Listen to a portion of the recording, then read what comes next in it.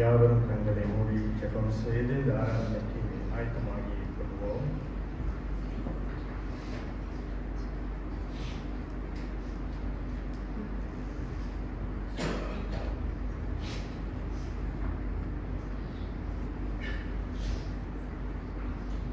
இன்றைக்கும் நமக்கு பரிசுத்த நற்கருணை பரிமாறப்படவிருக்கிறது.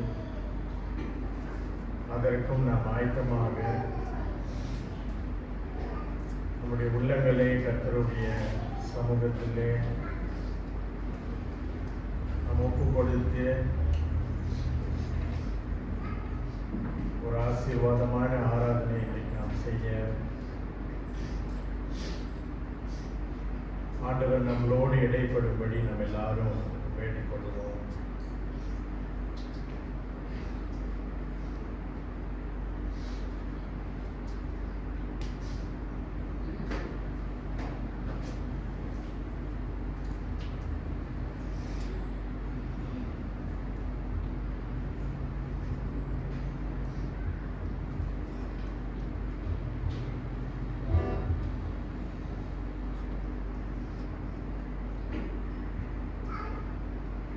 நூறாம் சங்கீதத்தை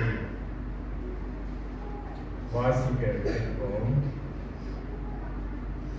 பூமியின் குடிகளே, எல்லாரும் கர்த்தரை கம்பீரமாய் பாடுங்கள்.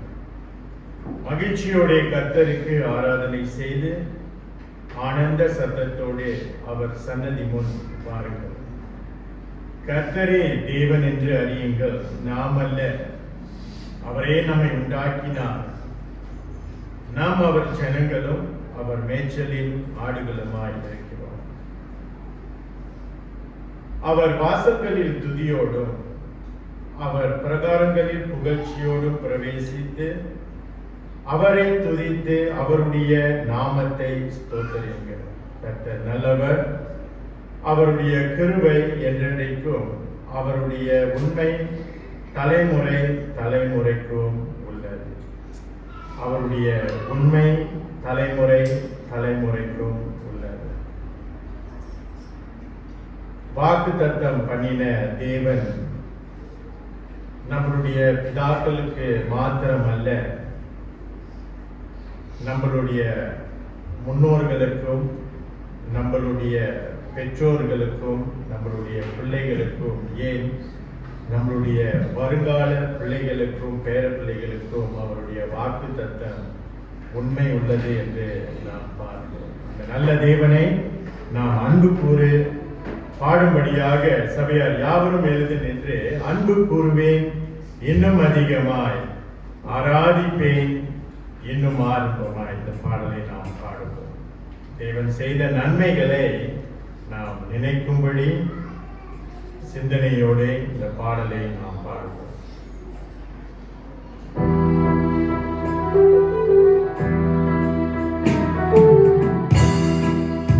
you.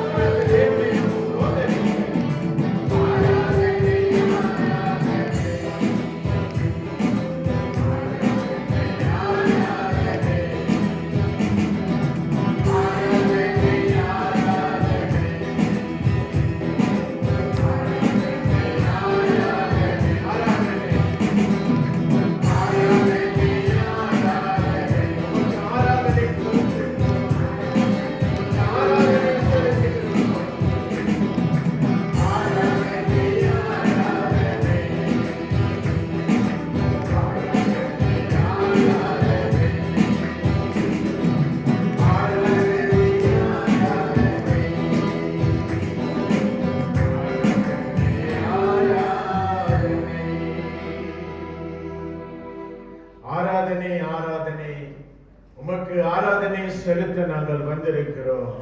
எங்கள் பரிசுத்த பரலோக பிதாவே, இந்த காலை நேரத்திற்காக நாங்கள் நன்றி செலுத்திக் கொள்கிறோம்.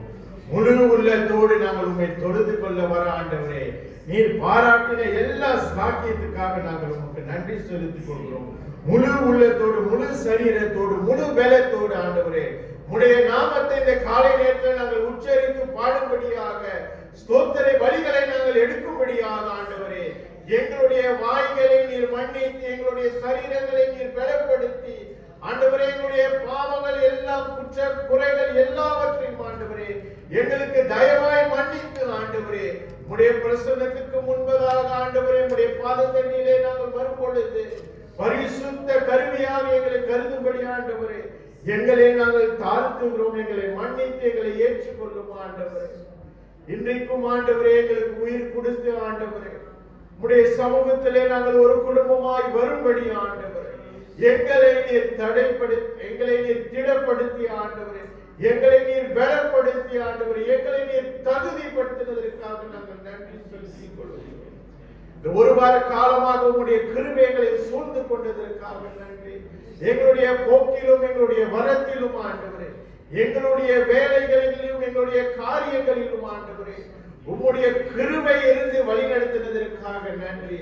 பலவீனப்பட்ட நேரங்கள் எல்லாம் நாங்கள் கூப்பிடும் பொழுது ஆண்டவரே, எங்களுக்கு போதுமான பலத்தை கொடுத்து இந்த ஜீவனத்தை நாங்கள் தொடர்ந்து வாழும்படி எங்களுக்கு நீர் கிருபை பாராட்டினீரே, அதற்காக நாங்கள் நன்றி செலுத்தி ஒவ்வொரு நாளும் உங்களுடைய கிருபை எங்களுக்கு புதிதாக இருப்பதற்காக நாங்கள் நன்றி செலுத்திக் கொள்கிறோம் ஆண்டவரே. அந்த சிந்தையோடு, அந்த நன்றி உள்ளத்தோடு இந்த காலை நேரத்தில் ஆண்டவரே, தேவன் செய்த எல்லா நன்மை, தேவன் எங்களுக்கு பாராட்டின எல்லா தயவுகளையும் இந்த காலை நேரத்தில் நாங்கள் நினைவு கூறும்படி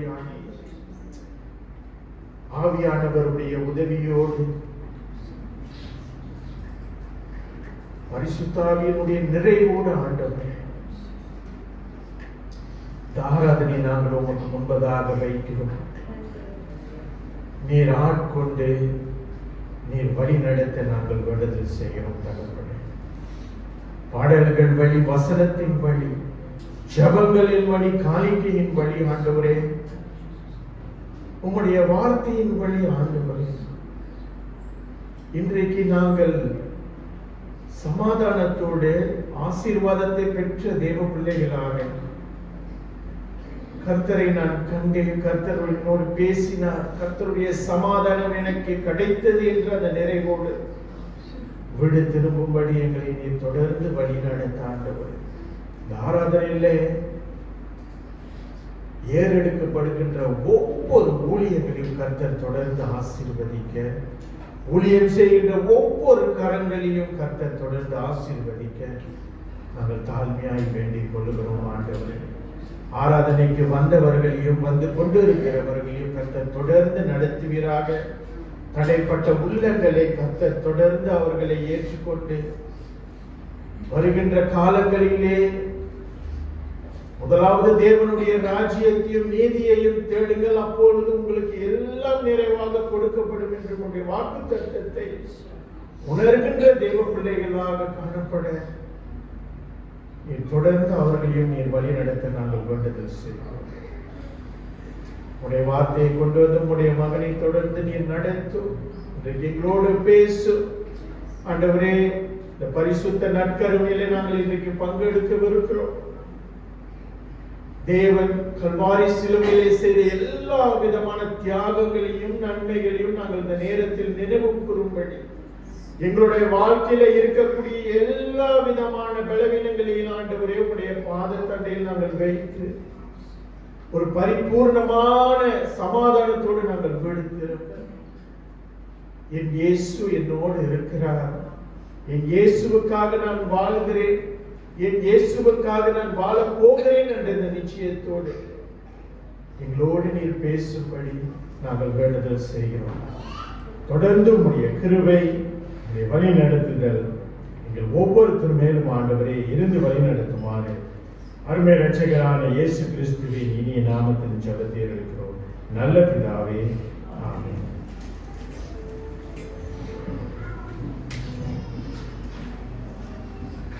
கர்த்தரையே நம்பியே ஜீவிப்போம். கவலை கஷ்டங்கள் தீர்ந்திடும். கைவிடா காத்திடும் பரமனின் கரங்களில் நாம் பற்றிக் கொள்வோம். பாடலை பாடுவோம்.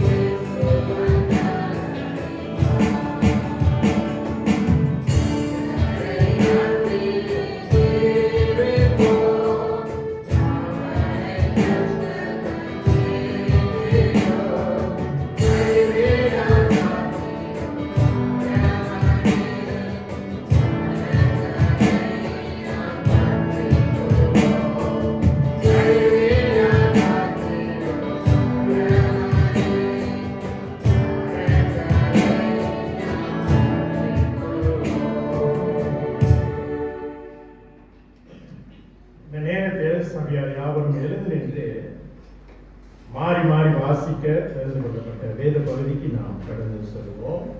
இதுக்கான வேத பகுதியை நீதிமொழிகள் 20ஆம் அதிகாரம் வசனம் 16 துவங்கி 30 முடியும்.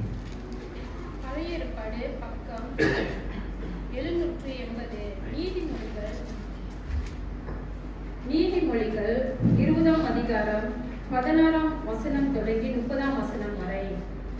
16ஆம் வசனம்: அந்நியனுக்காக பிணைக்கப்பட்டவனுடைய வஸ்திரத்தை எடுத்துக்கொள், அந்நிய ஸ்திரீ நிமித்தம் அவன் கையில் ஈடு வாங்கிக்கொள்.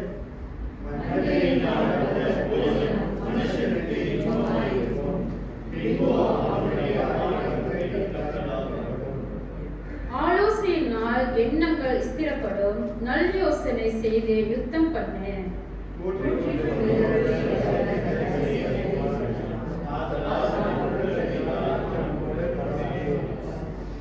தன் தகப்பனையும் தன் தாயையும் தூஷிக்கிறவனுடைய தீபம் காரிருளில் அணைந்து போகும்.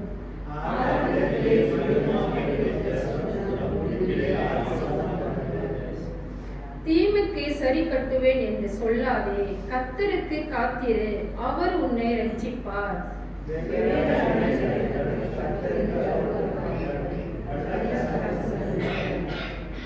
கர்த்தராலே மனுஷருடைய நடைகைகள் வாய்க்கும். ஆகையால் மனுஷன் தன் வழியை அறிந்து கொள்ளவில்லை.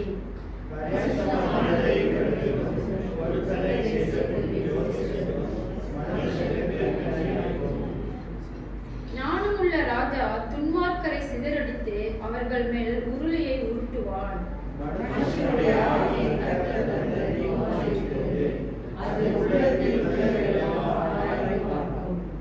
தயையும் சத்தியமும் ராஜாவை காக்கும். தயனாலே தன் சிங்காசனத்தை நிற்க பண்ணுவான்.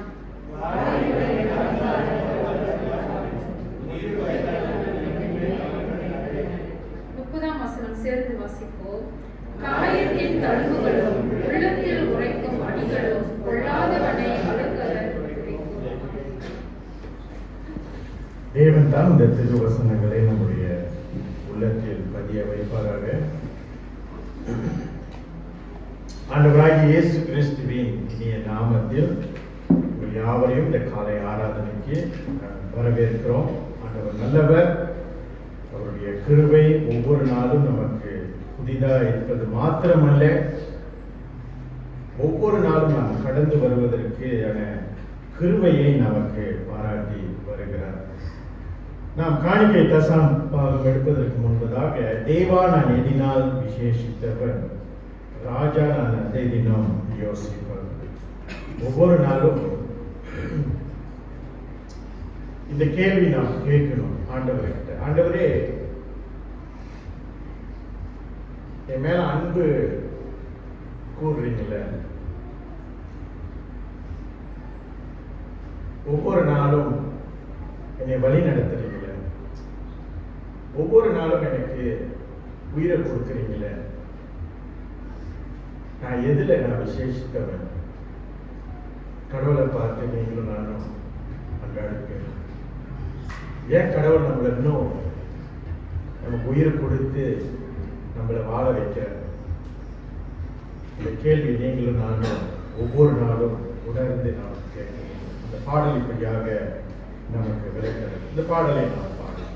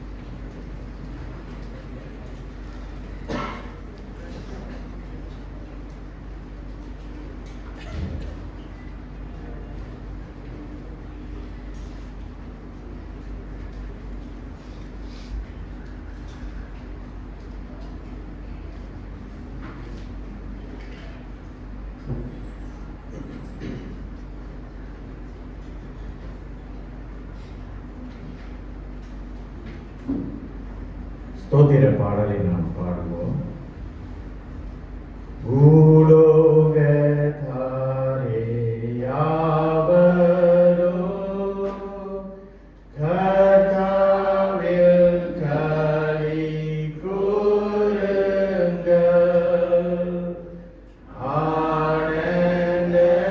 ஆனந்தத்தோடே ஸ்தோத்திரம் செலுத்தி பாட வாருங்கள்.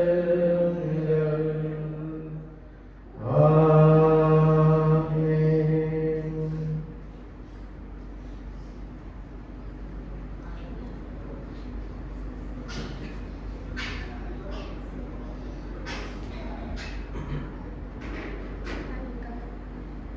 காணிக்காக ஜெபம் செய்வோம். அன்பான இயேசுவே, இந்த நாளை கொடுத்ததுக்காக நன்றி செலுத்துகிறோம். நன்றி ஆண்டவரே. இப்பொழுது இந்த காணிக்கை அந்த இடத்துல வந்திருக்கும் அந்த ஆசீர்வாதம் நன்றி கொடுத்த ஒவ்வொரு கரங்களையும் நீங்கள் ஆசீர்வதியும் இந்த காணிக்கை எடுத்து பயன்படுத்த சர்ச் தலைவர்களுக்கு ஞானத்தை தரும் ஆண்டவரே. உலகிச்சு அந்த ஆராதனை ஆண்டவரே இதுவரை வழி நடத்தி வந்ததுக்காக நன்றி செலுத்துகிறோம். தொடர்ந்து இறுதி வரை நீங்கள் வழி நடத்தி கேட்பார். இயேசுவின் நாமத்தில் கேட்கிறோம் நல்லது. நாம் போதனை ஜபத்துக்கு செல்வதற்கு முன்பதாக வல்லவரே என் மீட்பர் நீரே இயேசு பரனே என் ஜீவ ஊற்று பாடலை நாம் பாடுவோம். பாடல் முடிந்து சபையின் போதகர் நம்மை ஜபத்தில் வழிநடத்தும்.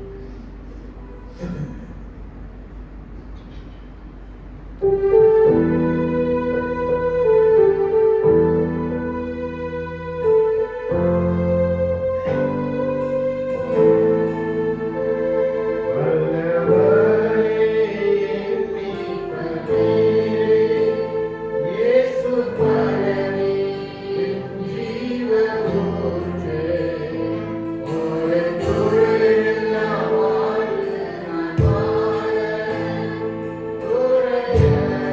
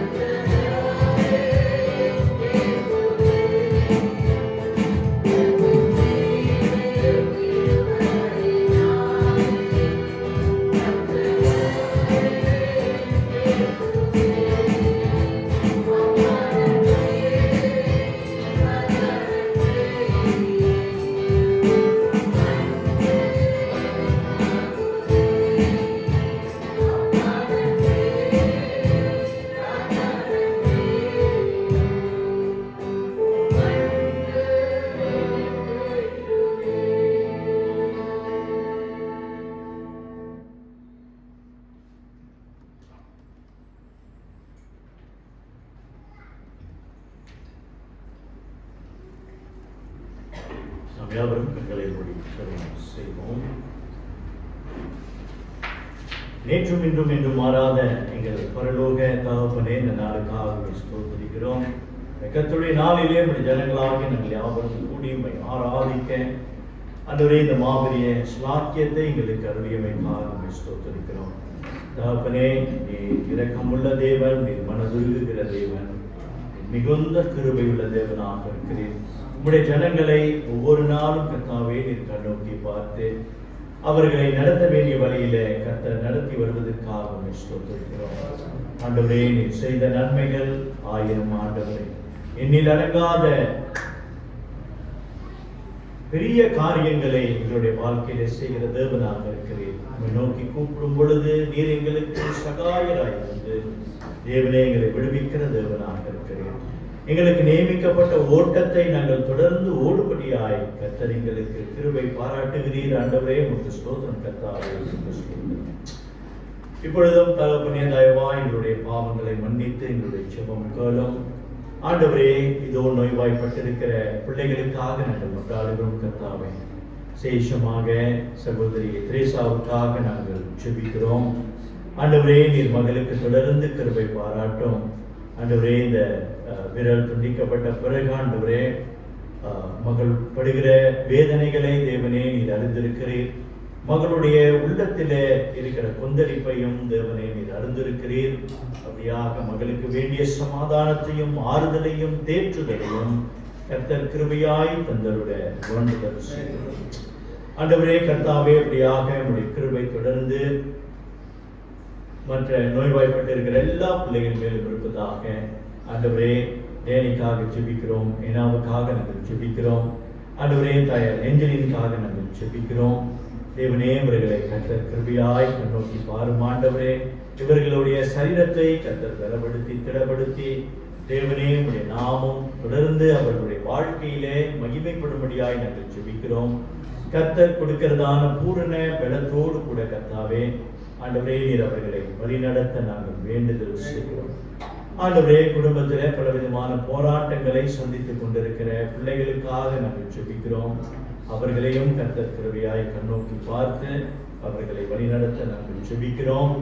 ஆண்டவரே, இந்த வேளையிலும் விசேஷமாக சகோதரி குலிகாவுக்காக ஜெபிக்கிறோம், பனிசாவுக்காக ஜெபிக்கிறோம். இந்த பிள்ளைகளை கர்த்தர் தயவாய் கண்ணோக்கி பார்த்து ஆண்டவரே அவர்களுடைய கால்களை கர்த்தர் திடப்படுத்தி பலப்படுத்தி வழிநடத்த நாங்கள் வேண்டுதல் செய்கிறோம். ஆண்டவரே, உளுத்தரம் திருச்சபைக்கு கர்த்தர் பாராட்டிய எல்லா கிருபையும் நினைத்து நாங்கள் நன்றி செலுத்துகிறோம். ஆண்டவரே, நீர் எங்களுக்கு அருளிய இந்த திருச்சபையில கர்த்தர் அருளிய ஒவ்வொரு அங்கத்தினருக்காகவும் குடும்பங்களுக்காகவும் நாங்கள் நன்றி செலுத்துகிறோம்.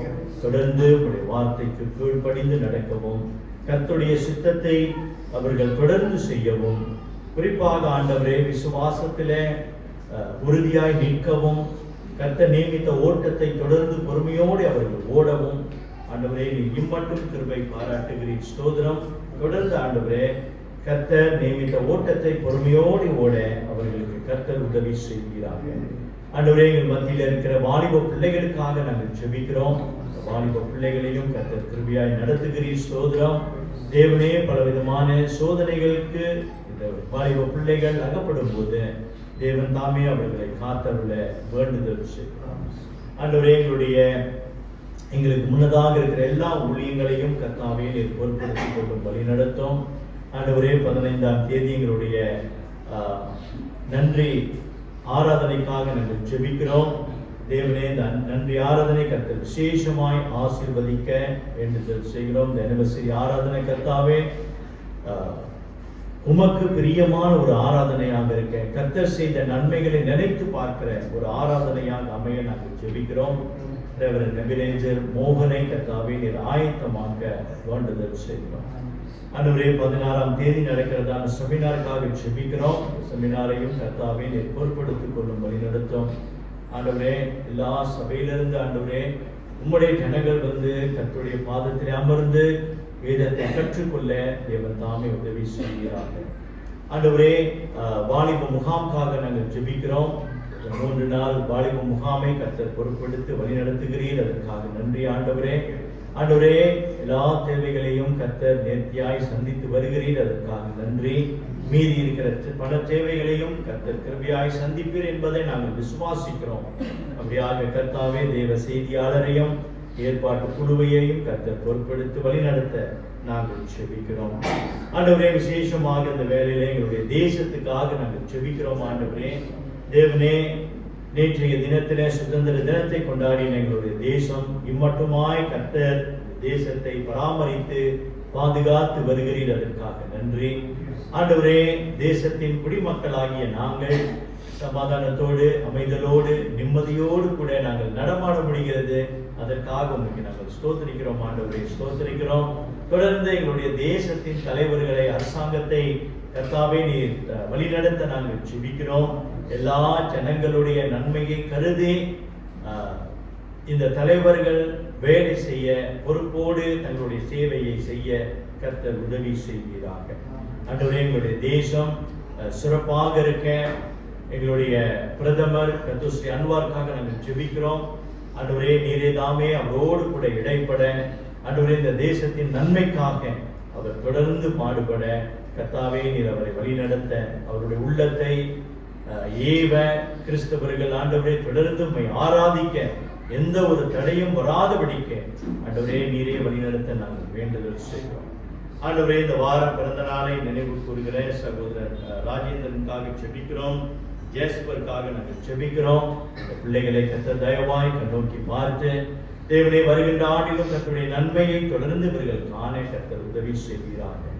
ஆண்டவரே, உம்முடைய நன்மையினால் அவர்களை வழிநடத்த தொடர்ந்து வசனம் சொல்கிற பிரகாரமாக முதலாவது தேவ ராஜ்யத்தின் நீதியையும் அவர்கள் தேட கர்த்தர் உதவி செய்கிறார்கள். ஆண்டவரே, நேற்றைய தினத்திலே திருச்சபையை கட்டடத்தை சுத்தம் செய்ய வந்த ஒவ்வொரு பிள்ளைகளுக்காக நாங்கள் நன்றி செலுத்துகிறோம். ஆண்டவரே, இந்த சீர்திருத்த வேலைக்கு ஆண்டவரே பணம் உதவிய ஒவ்வொரு பிள்ளைகளுக்காக நாங்கள் நன்றி செலுத்துகிறோம். யா கர்த்தாவே, அவர்களை தொடர்ந்து கர்த்தர் ஆசீர்வதித்து வழி நடத்த நாங்கள் வேண்டுதல் செய்கிறோம். ஆண்டவரே கர்த்தாவே, இதோ இன்றைக்கும் உடைய வார்த்தை தியானிக்க நாங்கள் வந்திருக்கிறோம்.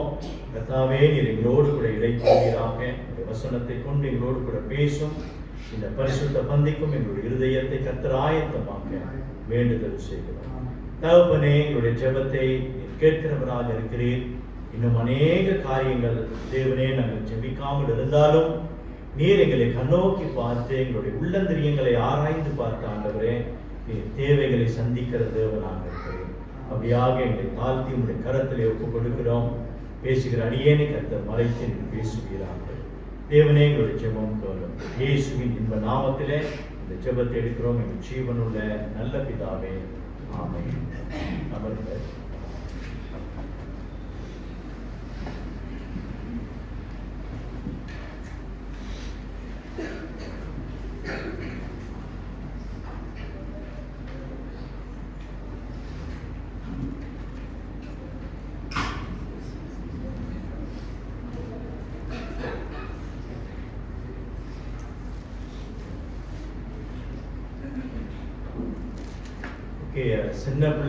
சின்ன பிள்ளைகள் வைத்திருக்கிறவங்க தயவு செய்து பிள்ளைகள் அங்கீங்க ஓட விடாதீங்க.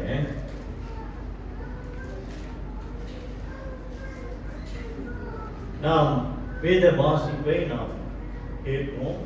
வெளிப்படுத்துதல் 21ஆம் அதிகாரம் வசனம் 1 - 6. வெளிப்படுத்தின விசேஷம் 21ஆம் அதிகாரம் 1 முதல் 6ஆம் வசனம் வரை. பின்பு நான் புதிய வானத்தையும் புதிய பூமியையும் கண்டேன். முந்தின வானமும் முந்தின பூமியும் ஒளிந்து போயின, சமுத்திரமும் இல்லாமல் போயிற்று. யோவானாகிய நான் புதிய எருசலேமாகிய பரிசுத்த நகரத்தை தேவனிடத்திலிருந்து பரலோகத்தை விட்டு இறங்கி வர கண்டேன். அது தன் புருஷனுக்காக அலங்கரிக்கப்பட்ட மணவாட்டியைப் போல ஆயத்தமாக்கப்பட்டிருந்தது. மேலும் பரலோகத்திலிருந்து உண்டான ஒரு பெரு சப்தத்தை கேட்டேன். அது, இதோ மனுஷர்களிடத்திலே தேவனுடைய வாசஸ்தலம் இருக்கிறது, அவர்களிடத்திலே அவர் வாசமாயிருப்பார், அவர்களும் அவருடைய ஜனங்களுமாயிருப்பார்கள். தேவன் தாமே அவர்களோட கூட இருந்து அவர்களுடைய தேவனாயிருப்பார். அவர்களுடைய கண்ணீர் யாவையும் தேவன் துடைப்பார். இனி மரணமும் இல்லை, துக்கமும் இல்லை, அலறலும் இல்லை, வருத்தமும் இல்லை, முந்தினவைகள் ஒளிந்து போயின என்று விளம்பினது.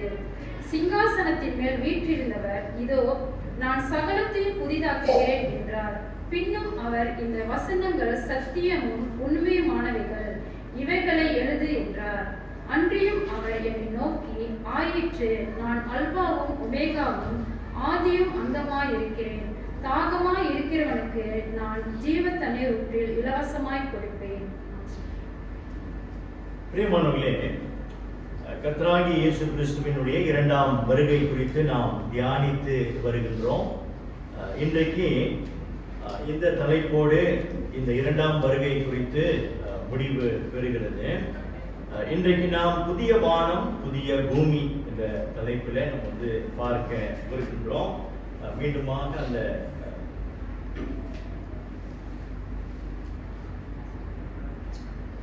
இதுல பார்த்தோம் என்றால் திருச்சபையின் காலம், அடுத்ததாக நம்ம பார்க்கிறோம் திருச்சபை எடுத்துக்கொள்ளப்படும்.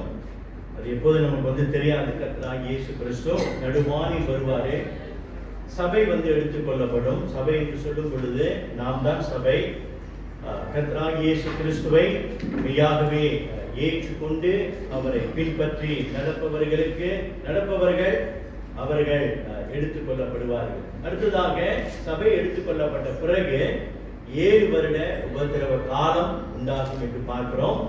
இந்த 7 வருட உபத்திரவ காலத்தில அந்தி கிறிஸ்து ஆளுகை செய்வான். அடுத்ததாக நம்ம பார்க்கிறோம். அடுத்ததாக இங்க அந்த 7 வருடம் முடிவு பெறும்போது கர்த்தராகிய இயேசு கிறிஸ்து சபையோடு கூட அவர் மீண்டுமாக அவர் பூலோகத்திற்கு வந்து பூலோகத்திலே 1000 வருடம் அரசாட்சி செய்ய போகிறார். 1000 வருட அரசாட்சிக்கு முடிவில பிசாசானவன் விடுவிக்கப்பட்டு நாம் என்ன பார்க்கிறோம்? அநேகர் என்று சொல்லும் பொழுது வேதம் சொல்லுகிறது, மணலத்தனையாய் அவ்வளவு ஜனங்களை அவன் வஞ்சித்து அவனுடைய சேனைகளை அதிகமாக்குவான் என்று நம்ம பார்க்கிறோம். அதன் பிறகு என்ன நடக்கிறது? இந்த இறுதி நியாயம் தீர்ப்பு நடைபெறும். எல்லா அவிசுவாசிகளும் நரகத்திலே தள்ளப்படுவார்கள். விசுவாசிகள், கர்த்தராகிய இயேசு கிறிஸ்துவை விசுவாசிக்கிறவர்கள் மாத்திரம் இந்த நித்தியத்திற்குள் கடந்து செல்வார்கள். இந்த நித்தியம்தான் இறுதியாக இந்த புதிய வானம் புதிய பூமி என்பதை நாம் பார்க்கிறோம். பிரியமானவர்களே, இந்த புதிய வானம் புதிய பூமி என்று நாம் சொல்லும் போது யோவான் 14ஆம் அதிகாரத்திலே நம்ம வாசித்திருப்போமானால், கர்த்தராகிய இயேசு கிறிஸ்து அவர் இப்பொழுது நமக்காக பரலோகத்திலே வாசஸ்தலங்களை ஆயத்தம் பண்ணி கொண்டிருக்கிறார். அவர் ஒரு நாள் நம்மை அவரோடு கூட கூட்டி செல்ல போகிறார் என்பதை நாம் பார்க்கிறோம்.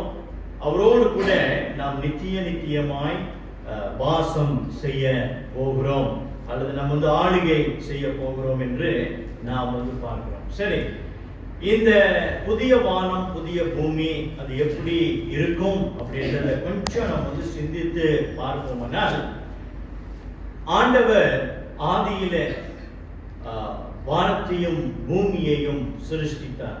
ஏதேன் என்ற அந்த தோட்டத்தை நம்ம பார்க்கும்போது அது ஒரு பாவமில்லாத ஒரு இடமாக, மனிதன் வாழக்கூடிய ஒரு பரிசுத்தம் உள்ள ஒரு இடமாக அது இருந்தது போல இந்த புதிய வானம் புதிய பூமி இருக்கும் என்பதை இந்த வெளிப்படுத்தின விசேஷம் 21-22 நாம் வாசிக்கிறோம். ஆதியாகமம் 1ஆம் அதிகாரத்தில் அந்த பாவமில்லா உலகத்தை தேவன் படைத்து பிறகு நம்ம பார்க்கிறோம், இந்த பாவமில்லாத உலகம் பாவத்துக்குள்ளானதை நாம் பார்த்த பிறகு அடுத்ததாக வெளிப்படுத்துதல் 21ஆம் அதிகாரம் 22ஆம் அதிகாரத்தில் நம்ம பார்க்கிறோம், அந்த பழைய நிலை, அந்த ஏதேன் மறுபடியுமாக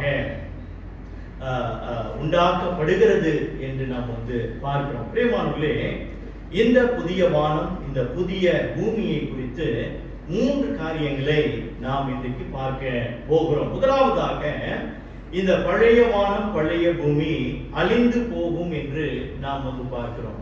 இப்ப இருக்கிற இந்த பூமி அது இராது, அது இருக்காது அப்படி என்று நாம் வந்து பார்க்கிறோம். இந்த 1000 வருட அரசாட்சிக்கு நான் சொன்னது போல தேவனை அறியாத எல்லா ஜனங்களும், those who have chosen to reject Christ, அவங்க எல்லாருமே வந்து இந்த அக்கினி கடலிலே அவர்கள் வந்து தள்ளப்படுவார்கள். பாவ சுபாவம் கொண்ட பாவ சுபாவம் கொண்ட எல்லா ஜனங்களும், தேவனை அறியாத எல்லா ஜனங்களும் இந்த வெள்ளை சிங்காசனத்துக்கு முன்னதாக, the great white throne judgment, அந்த சிங்காசனத்துக்கு முன்பாக நின்று கர்த்தராகிய இயேசு கிறிஸ்து அவர்களை நியாயம் தீர்க்க போகிறார். அன்றைய நாளிலே யாருடைய பெயரெல்லாம் ஜீவ புஸ்தகத்திலே இல்லையோ, the book of life, யாருடைய பெயரெல்லாம் ஜீவ புஸ்தகத்திலே இல்லையோ அவர்கள் எல்லாரும் அக்கினி கடலிலே தள்ளப்படுவார்கள். அந்த நாட்களில் நம்ம வந்து பார்க்கிறோம், அந்த படைப்பின் நாளிலிருந்து, அதாவது ஆதாம் ஏவாள் பாவத்தில் விழுந்த பிறகு தேவனை விசுவாசியாத ஒவ்வொரு மனுஷனும், அவன் தூசியாக இருக்கலாம், அவன் சாம்பலாக இருக்கலாம், அல்லது அவன் அடையாளம் இல்லாமலே போயிருக்கலாம்.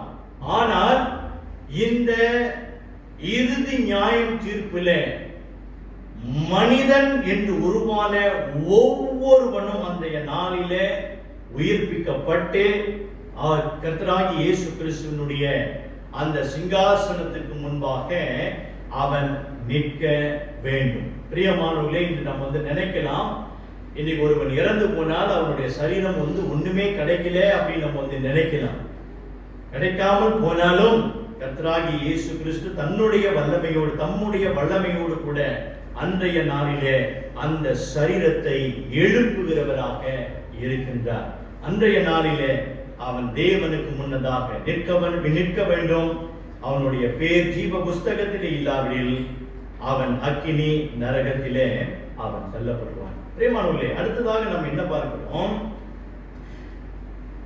அவிசுவாசிகள் எல்லாம் நரகத்திலே தள்ளப்பட்ட பிறகு விசுவாசிகள் என்று சொல்லும் பொழுது அந்த உபத்திரவ காலகட்டத்திலும் அந்த 1000 வருட அரசாட்சியில இயேசு கிறிஸ்துவை விசுவாசித்தவர் எல்லாரும் இந்த புதிய வானம் புதிய பூமிக்குள்ளாக கடந்து செல்ல விருக்கிறார்கள். சரி, இந்த புதிய வானம் புதிய பூமி அப்படின்னு நம்ம வந்து சொல்லும்போது அது இருக்கும் என்றால் இந்த பழைய வானம் பழைய பூமி என்ன உண்டாகும்? பூமி என்பது நமக்கு வந்து தெரியும், இன்றைக்கு நாம் வந்து வாசம் செய்கிற இந்த இடம் என்று பார்க்கிறோம். சரி, வானம் என்றால் என்ன? வானம் பரலோகம் எங்க இருக்கிறது? அது வானத்துல தான் இருக்குது, வானத்துக்கு மேலாக இருக்கிறது. அப்புறம் என்றால் பரலோகமும் அழிந்து விடுமா அப்படின்ற கேள்வியை நம்ம வந்து கேட்கலாம். வேதத்தின் அடிப்படையில நாம் வந்து பார்க்கும்போது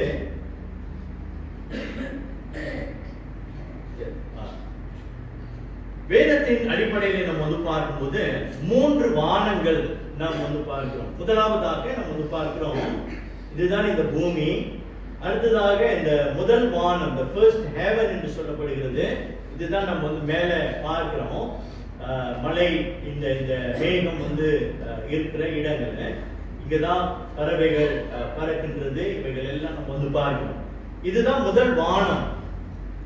அடுத்த வானம் வந்து நம்ம வந்து பார்க்கிறோம், the second heaven என்று சொல்லும்போது இதுதான், அதாவது இந்த கிரகங்கள், all the galaxies, the stars இருக்கின்ற இடம். இதுதான் இரண்டாம் வானம் என்று நாம் வந்து பார்க்கிறோம். மூன்றாவது வானம் ஒன்று இருக்கிறது. மூன்றாவது வானத்துல தான், இந்த third heavenல தான் பரலோகம் இருக்கிறது. அப்போ இந்த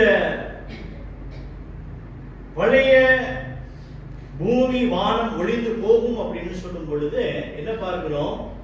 இந்த ஃபர்ஸ்ட், இந்த செகண்ட், இது வந்து பரிசுத்தம் உள்ள இடமாக நம்ம வந்து பார்க்கிறோம். இதற்கு அழிவு தேவையில்லை. இங்கே என்னென்றால் இங்க வந்து பாவம் இல்லை. சோ இது ரெண்டுமே வந்து பாவம் நிறைந்திருக்கிறது என்பதை நாம் வந்து பார்க்கிறோம். இப்ப நீங்க கேள்வி கேட்கலாம், ஐயோ இந்த கேலக்சியில வந்து மனுஷன் இல்லையே, அப்புறம் எப்படி பாவம் இருக்கும் அப்படின்னு. பிரியமானவர்களே, எப்போ பாவம் பூமியிலே நுழைந்ததோ இந்த முதல் வானமும் இந்த இரண்டாவது வானமும் பாவத்தினுடைய தாக்கத்தினால அது கரைப்பட்டு இருக்கிறது என்று நாம் வந்து பார்க்கிறோம். சூரியனாக இருக்கட்டும், சந்திரனாக இருக்கட்டும், அது ஜூபிட்டராக இருக்கட்டும், மார்ஸாக இருக்கட்டும், எல்லாமே எல்லா கிரகங்களும் கரைப்பட்டு இருக்கிறது என்று நம்ம பார்க்கிறோம். அப்போ இந்த 2 வானங்களும் அழிந்து போகும், பூமியும் அழிந்து போகும் என்று நாம் பார்க்கிறோம். 2 பேதுரு 3ஆம் அதிகாரம் 7ஆம் வசனத்தை வாசிங்க. 2 Peter chapter 3 verse 7.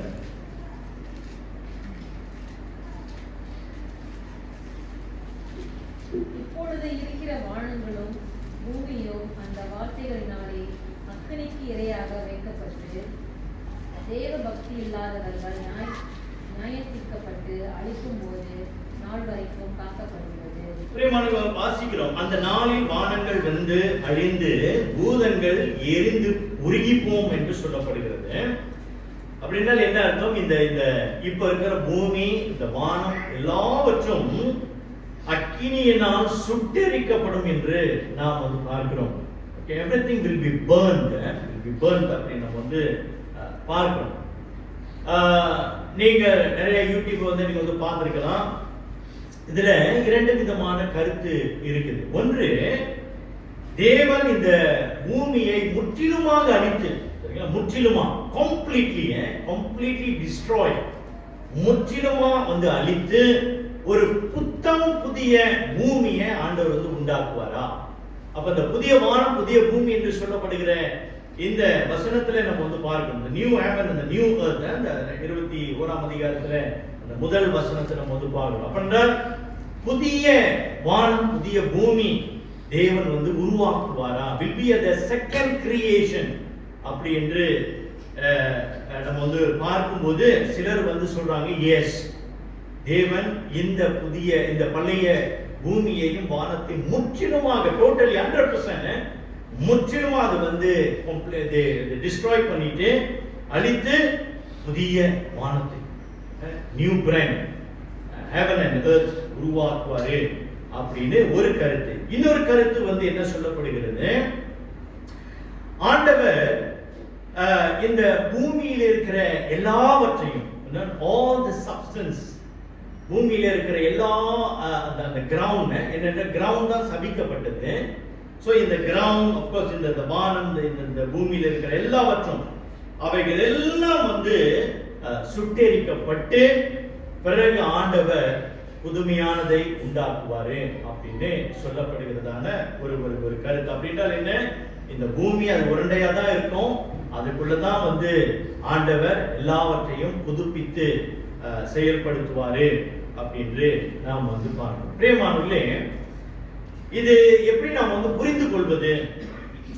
இந்த 2வது சொன்ன காரியம் தான் அது ஏற்றுக்கொள்ளப்படுகிறது. ஏனென்றால் ஆண்டவர் வானத்தையும் பூமியையும் படைத்த பிறகு அந்த 6வது நாளிலே மனுஷனையும் கடைசியா உண்டாக்கி ஆண்டவர் தம்முடைய படைப்புகளை பார்த்து என்ன சொன்னாரு? எல்லாம் நன்றாய் இருந்தது அப்படின்னு ஆண்டவர் சொன்னார். பிறகுதான் பாவம் வந்தது. ஆனால் இன்றைக்கு ஆண்டவர் மறுபடியுமாக, if there will be a second creation, 2வது படைப்பு ஒன்று தேவன் செய்வாரானால் என்ன ஆகும்? பிசாசானவன் அவன் தேவனை குற்றம் சுமத்துவதற்கான வழி உண்டாகும். பாருங்க, நீங்க என்ன சொன்னீங்க? பூமியை, நீங்க படைத்த பூமியை பார்த்து நீங்க சொன்னீங்க எல்லாம் நல்லதுன்னு சொன்னீங்க. இப்ப பாத்தீங்களா? நீங்களே பாத்தீங்களே, நீங்க படைத்தது சரியில்லை, எல்லாம் கரைப்பட்டது. அதனால என்ன ஆச்சு?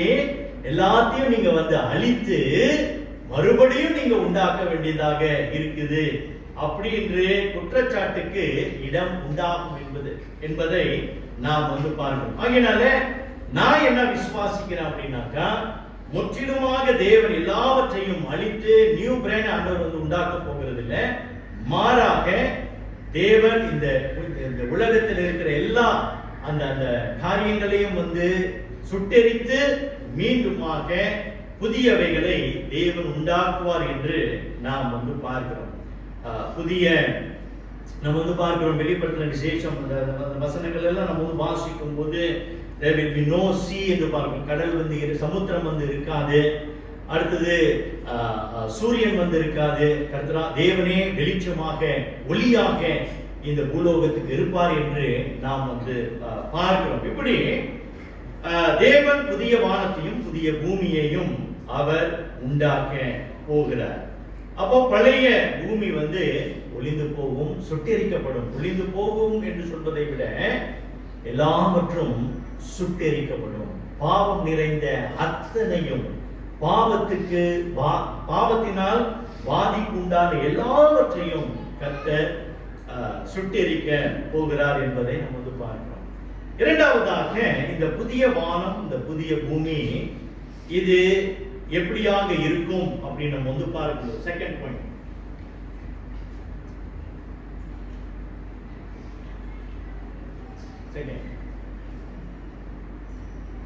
புதிய வானம் புதிய பூமியை பற்றிய விளக்கம். முதலாவதாக நம்ம பார்க்கிறோம், வேதத்தில பழைய ஏற்பாட்டிலும் சரி புதிய ஏற்பாட்டிலும் சரி நம்ம இந்த புதிய வானம் புதிய பூமியை குறித்து நாம் வாசிக்கலாம். எசாயா 65ஆம் அதிகாரத்தை வாசிங்க. எசாயா 65:17.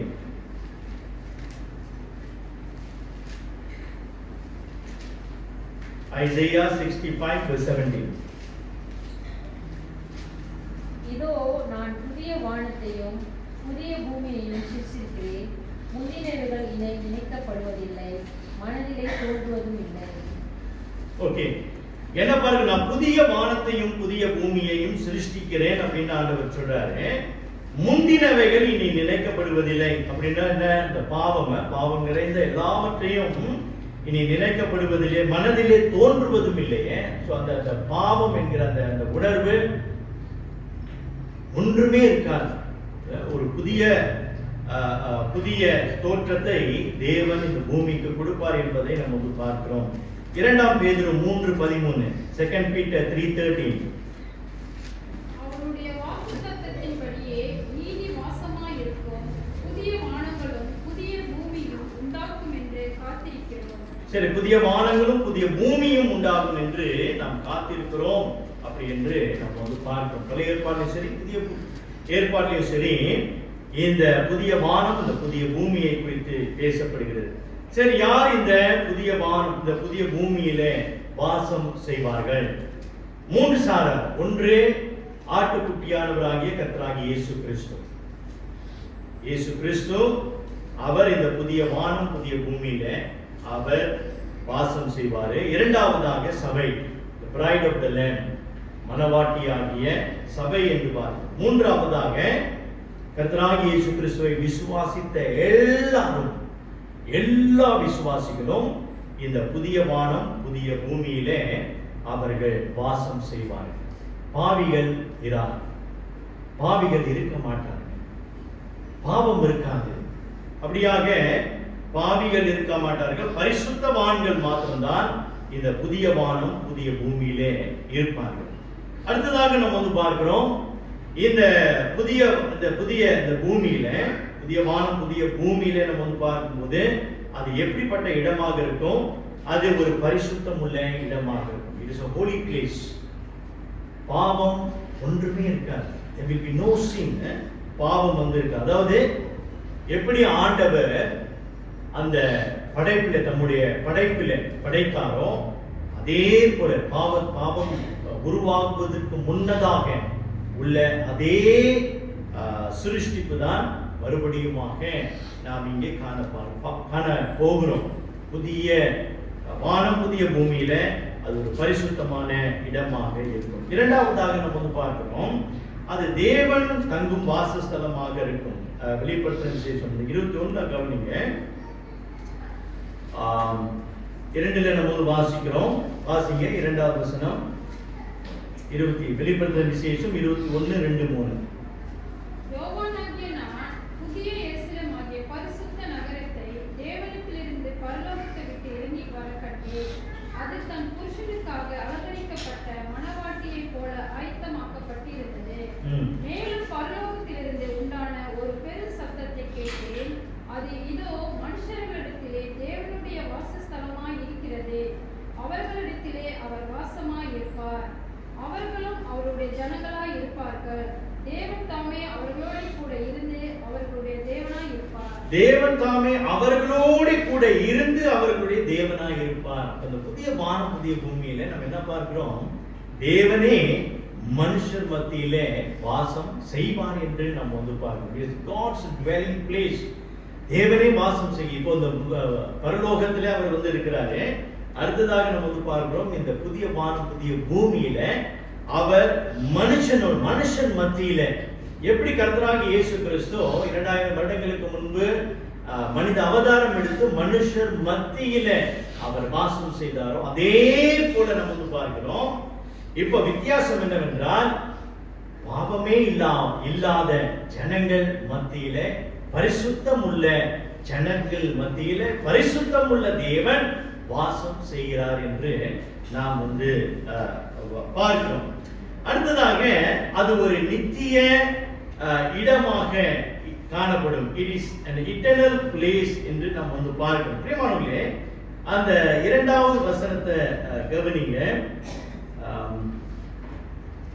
யோவானாகிய நான் புதிய எருசலேம் ஆகிய பரிசுத்த நகரத்தை தேவனிடத்தினின்று பரலோகத்தை விட்டு இறங்கி வர கண்டேன் என்று பார்க்கிறோம். அப்படி என்றால் என்ன? நான் சற்று முன் உங்களுக்கு காண்பித்தேன், அந்த 3ஆம் வானம் அதுதான் பரலோகம். இப்ப இந்த புதிய வானம் புதிய பூமியில என்ன சொல்லுகிறது, என்ன காணப்படுகிறது என்றால், ஒன்று அது பரிசுத்தமான இடம், இரண்டாவதாக அது தேவன் வாசம் செய்கிற இடம். இப்போ வானம் அவருடைய சிங்காசனம், அந்த சிங்காசனமே பரலோகமே. அடுத்தது இங்கே இறங்கி வருகிறதா இந்த புதிய வானம் புதிய பூமி. அப்போ பரலோகம் அப்படின்னு நம்ம வந்து சொல்லும் போது அது இப்ப எங்க காணப்படுகிறது? தேவன் உண்டாக்க போகிற இந்த புதிய வானம் புதிய பூமியில அது காணப்பட போகிறது. எருசலேம் நகரம் இறங்கி வருவதை நான் கண்டேன் அப்படின்னு சொல்றாரு. இந்த பரலோகமே இனி அடுத்ததாக will be transferred. அது புதிய வானம் புதிய பூமியில அது வந்து காணப்படும் என்பதை நாம் வந்து பார்க்கணும். அப்ப அந்த பரலோகத்துல அந்த புதிய வானம் புதிய பூமியில தான் நாம் தேவனோடு கூட நித்தியமாய் நாம் வாழ போகிறோம். நாம் கர்த்தராகிய இயேசு கிறிஸ்துவோடு கூட நாம் வாசம் செய்து அவரை ஆராதித்து நாம் நித்தியமாக நாம் பாவம் இல்லாமல் வாழ போகிறோம். பிரியமானவர்களே, இந்த புதிய வானம் புதிய பூமி அப்படின்னு ஒண்ணு இருக்குது. இன்றைக்கு நமக்கு என்ன இல்ல, நமக்கு என்னங்க, நம்ம கர்த்தராகிய இயேசு கிறிஸ்து வர போறாரு, நம்ம எடுத்துக்கொள்ளப்பட போகிறோம். அப்புறம் 7 வருட உபத்திரவ காலம், அப்புறம் 1000 வருட அரசாட்சி, அப்புறம் நித்தியம் அப்படின்னு சொல்றீங்க. எங்களுக்கு என்னங்க இப்போ எங்களுக்கு என்னங்க? does it really matter to us? இல்ல பிரியமானவர்களே, அப்போஸ்தலனாகிய பேதுரு இந்த பரலோகத்தை குறித்து, இந்த நித்திய வாழ்க்கை குறித்து, இந்த புதிய வானம் புதிய பூமியை குறித்து அவர் வந்து பேசும்போது 2000 வருடங்களுக்கு முன்பு அவர் எழுதின நிருபங்களில சபைக்கு அவர் என்ன சொன்னார் தெரியுங்களா? வாசிங்க 2 பேதுரு 3:11, 2 பீட்டர் 3:11. இப்படி இவைகள் எல்லாம் அழிந்து போகிறதா இருக்கிறபடியால் நீங்கள் எப்படிப்பட்ட பரிசுத்த நடக்கையும் தேவ பக்தி உள்ளவர்களாய் இருக்க வேண்டும். பிரியமானவர்களே, நல்லா கவனிங்க. இப்படி இவைகள் எல்லாம் அழிந்து போகிறதா இருக்கிறபடியால் நீங்கள் எப்படிப்பட்ட பரிசுத்த நடக்கையும் தேவ பக்தியும் உள்ளவர்களாய் இருக்க வேண்டும் என்று இங்க அப்போஸ்தலனாகிய பேதுரு ஒரு கேள்வியை வந்து கேட்கிறார். நீங்க எப்படி வாழணும்? நம்ம இப்ப எங்க வாழ்ந்துகிட்டு இருக்கிறோம்? இந்த பூமியிலே நம்ம வந்து வாழ்ந்து கொண்டு இருக்கிறோம். அப்ப நம்முடைய கிறிஸ்துவ ஜீவியம் it really does matter to God. தேவனுடைய பார்வையில இன்றைக்கு நாம் வாழ்கிறதான இந்த கிறிஸ்துவ ஜீவியம் அது மிக மிக மிக மிக மிக முக்கியமானதாய் ஒன்றாய் காணப்படுகிறது. நான் எனக்கு இஷ்டப்படி நான் எப்படி வேணாலும் வாழ்வேன் என்ற வாழ்க்கை வாழ்வது அல்ல. இன்றைக்கு நான் எப்படியாக வாழ்கிறேன். பேதுரு அது வந்து ரொம்ப சொல்றாரு, நீங்கள் எப்படிப்பட்ட பரிசுத்த நடக்கையும் தேவ பக்தியும் உள்ளவர்களாய் இருக்க வேண்டும்.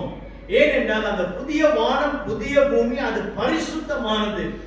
அந்த பரிசுத்தத்தை இன்றைக்கு நீங்களும் நானும் வெளிப்படுத்த வேண்டும். We have to display, we have to exhibit that holiness in this lost world. இந்த அழிந்து போகிற இந்த உலகத்திலே தேவனுடைய பரிசுத்தத்தை நாம் காண்பிக்கிறவர்களாய் காணப்பட வேண்டியவர்களாக இன்றைக்கு நாம் நிற்கின்றோம்.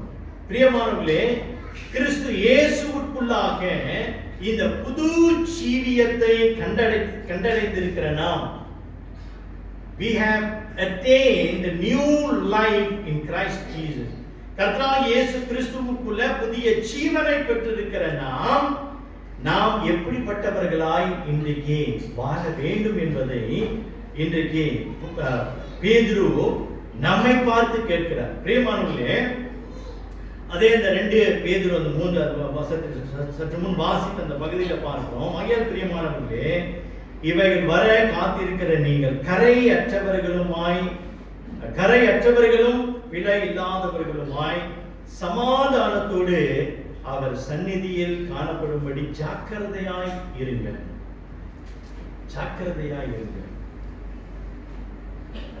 கரையற்றவர்களும் பிழையற்றவர்களும்.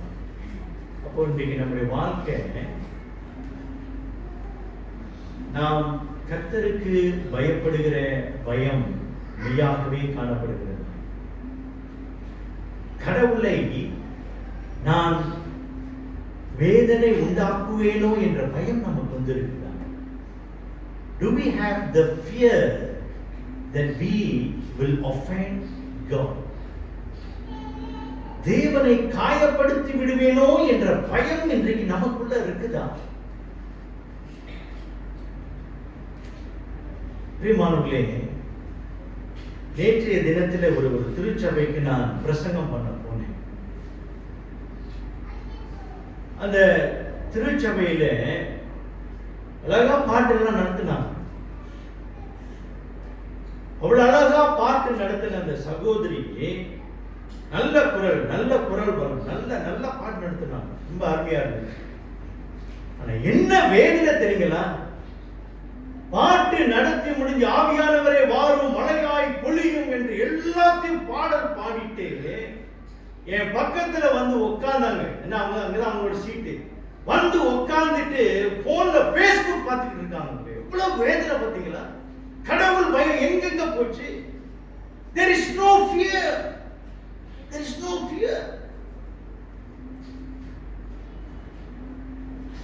எங்க பயம்?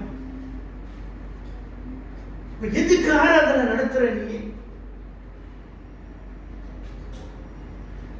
இதெல்லாம் ஒரு உதாரணம் தான். உதாரணம்.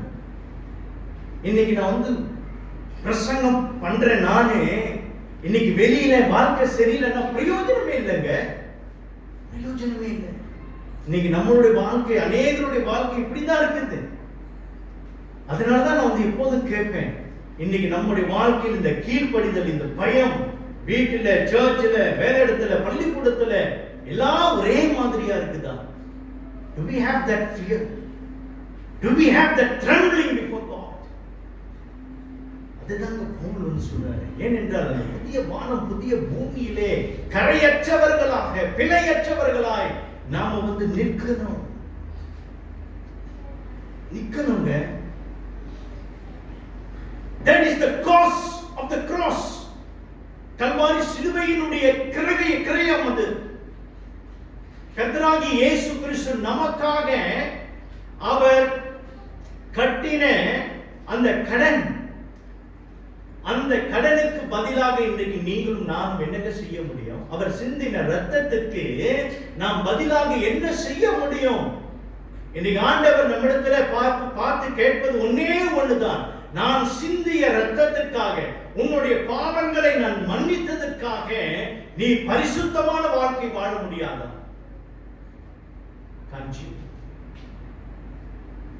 பிரியமானவர்களே, அந்த புதிய வானம், புதிய பூமியிலே, பரிசுத்தம் உள்ள இடத்திலே வாழ போகிற நாம் இன்றைக்கு நாம் எப்படி வாழ்கிறோம் என்பதை பொறுத்திருக்கிறது. அப்போ பிரியமானவர்களே, முதலாவதாக அந்த புதிய கிறிஸ்துவுக்குள் நாம் பெற்றிருக்கிறதான அந்த புதிய ஜீவனுக்கு ஏற்ற வாழ்க்கையை நாம் இன்றைக்கு வாழ. நான் ரட்சிக்கப்பட்டிருக்கிறேன் அப்படின்னு சொல்லும் பொழுது என்னுடைய வாழ்க்கையில பரிசுத்தம் காணப்பட வேண்டும்.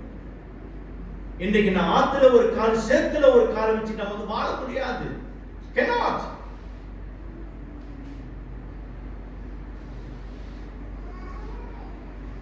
ஆராதனையில உட்கார்ந்து தேவனை தரிசிக்கிற நாம் அதே பரிசுத்தம் தான் நம்முடைய வீட்டிலையும், நம்ம வேலை இடத்திலையும், நம்முடைய பள்ளிக்கூடத்திலையும், ஸ்கூல்லையும் அது வந்து காணப்பட வேண்டும். இரண்டாவதாக நம்ம வந்து பார்க்கிறோம், it should encourage us.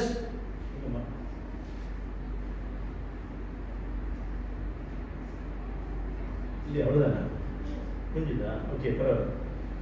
இரண்டாவதாக நம்ம வந்து பார்க்கிறோம், இந்த புதியவான புதிய பூமியை எதிர்நோக்குகிற நாம் பரலோக வாழ்க்கையை வாழ எதிர்நோக்கும்படி அது நம்மை ஊக்குவிக்க வேண்டும். ஒன்றாவது நம்ம வந்து பார்க்கிறோம், பரிசுத்த வாழ்க்கையை வாழ்வதற்கு it should challenge us. இன்றைக்கு நம்ம வந்து பரிசுத்தமா வாழணுமே, பயத்தோடும் நடுக்கத்தோடும் நாம் தேவனை தொழுது கொள்ளணுமே அப்படின்ற அந்த பயம் நமக்கு வந்து இருக்கிறது. இரண்டாவதாக பரலோகத்தை நோக்கிய வாழ்க்கை நாம் வந்து வாழணும். பிரியமானவர்களே, இன்னைக்கு நமக்கு எல்லாருக்குமே ஒரு போராட்டம் உண்டு. என்ன போராட்டம்? இந்த சரீர பலவீனங்கள், நோய்வாய்ப்படுகிறோம், வாழ்க்கையின் பலவிதமான போராட்டம், உறவுகள்ல போராட்டம், கடன் பிரச்சனை, வேலை பிரச்சனை, கணவன் மனைவிக்குள்ள பிரச்சனை, பெற்றோர்கள் பிள்ளைகள் பிரச்சனை, இவைகள் எல்லாம் நம்ம வந்து இன்னைக்கு எதிர்நோக்குகிறோம். சராசரி தேவனை அறியாத ஜனங்களுக்கும் அதுதான் நடக்கிறது. இன்றைக்கு கர்த்தராகிய இயேசு கிறிஸ்துவை விசுவாசிக்கிற நமக்கும் இதே நிலைமை. எல்லா பாடுகளையும் நாம் வந்து கடந்து செல்கிறோம். நம்முடைய சரீரத்துல அங்கங்கள் துண்டிக்கப்படுகிறது, சொல்றது திரேசாவை போல. இன்னும் அநேக பலவிதமான வியாதிகளினால நாம் வந்து தவித்து கொண்டிருக்கிறோம். ஆனால் பிரியமானவர்களே, இவைகள் எல்லாம் நம்முடைய வாழ்க்கையிலே காணப்பட்டாலும் நம்முடைய நோக்கம் எல்லாம் ஒன்றே ஒன்றுதான். என்ன? தேவன் நமக்கு நியமித்த ஓட்டத்தை நாம் பொறுமையோடு ஓடி முடிக்க வேண்டும். தேவன் நமக்கு வைத்திருக்கிறதான இலக்கு, what is our final destination? அதுதான் இந்த புதிய வானம், புதிய பூமி, பரப்பு. அதை நோக்கி தான் நாம வந்து பயணம் செல்ல வேண்டும். அப்போஸ்தலனாகிய பவுலை நம்ம வந்து பார்க்கிறோம். 2 கொரிந்தியர் 12ஆம் அதிகாரத்தில் அவருடைய சரீரத்திலே ஒரு முள் கொடுக்கப்பட்டு இருக்கிறது. அவர் 3 முறை தேவனிடத்திலே அவர் ஜெபித்தாரு. அந்த ஆண்டவர் என்ன சொன்னாரு? பரவாயில்ல பவுல், அந்த முள்ளு அங்கே இருக்கட்டும், ஆனா நான் உனக்கு பலனை கொடுப்பேன். என்ன பலன்? நீ ஊழியம் செய்வதற்கு நான் பலன் கொடுப்பேன். உனக்கு நியமித்த நாட்கள் வரைக்கும் வாழ்வதற்கான பலனையும் நான் வந்து கொடுப்பேன்.